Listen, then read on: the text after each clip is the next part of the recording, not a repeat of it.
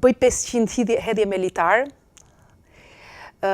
vrap ose aktiviteti fizik që më ndihmon për frymarrjen, për këndimin. Qysh po e mrin majtjen e zonit në moshën cilën je, 50-at ti po këndon mas miri që ki këndu ndonjëherë?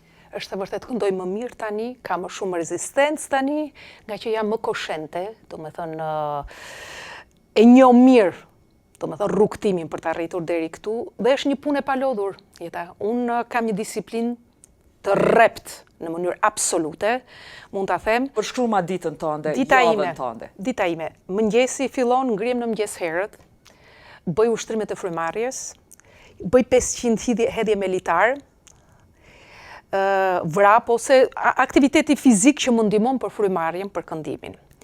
Më pas filloj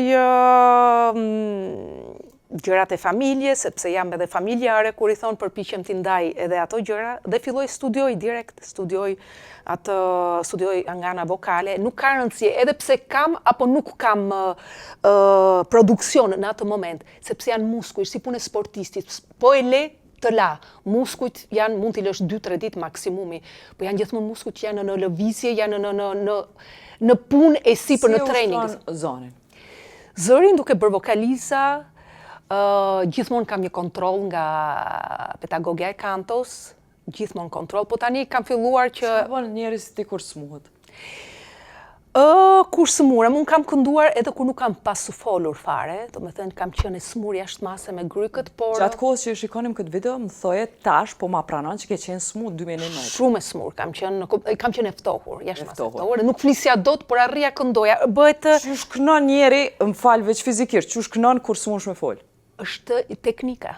Nëse nuk është laringjit, kuptohet, laringjit që me gjithmonë të kompromenton aparatin e këndimit, por ti nuk mund të flasësh, por ajo teknika, ajo puna, trajnimi që bën për ditë me orë, të bën të kapërcesh një farë mënyre edhe natyrën. Mirë, këto që ti po këndon ma mirë se që ke këndu edhe me 30 vjeç, nuk po e them veç unë, po e thonë kritikët, të cilë din shumë ma shumë për operën, se unë e kallëzom, do me thonë, a investon ma shumë në përgatitin tonë fizike, sepse prej fillimit, në fillim, kur ke qenë 30-at, nuk e ushtru. Tash, kur ke fillu me i bo që to skleva? Është e vërtet... Kërcimet me litar. Por vjen nga diçka tjetër, Jeta. Unë kam pasur një moment kur kam qenë 25-26 vjeçare, nga që doja të bëja gjithçka, sepse kisha edhe përgjegjësi për familjen, e tjerë, nuk doja të luftarake, duke ka përcyer pakës çdo lloj limiti edhe të posibilitetit të vokalit tim. Dhe arriti një moment që u lodha aq shumë nga ana vokale, sepse ndoshta teknika nuk ishte siç duhej e tjerë. Dhe bëra një vizitë tek një foniatër, jo vetëm tek njëri, tek 2-3 prej atyre, po njëri prej atyre që mbaj më i miri më tha, unë kisha filluar karrierën, edhe tha, me këto korda vokale që ke moj vajza, pa i thënë unë që isha këngëtare, s'ke për të bërë kur këngëtare, tha, se nuk ke një instrument të jashtëzakonshëm, tha. Je shumë e re. Ky mjek ndërro zanat, tha, sepse nuk bëhesh, je shumë e re akoma. Mjek i kohit? Italian ka qenë. Italian, do me thonë, e di ke punën e vetë.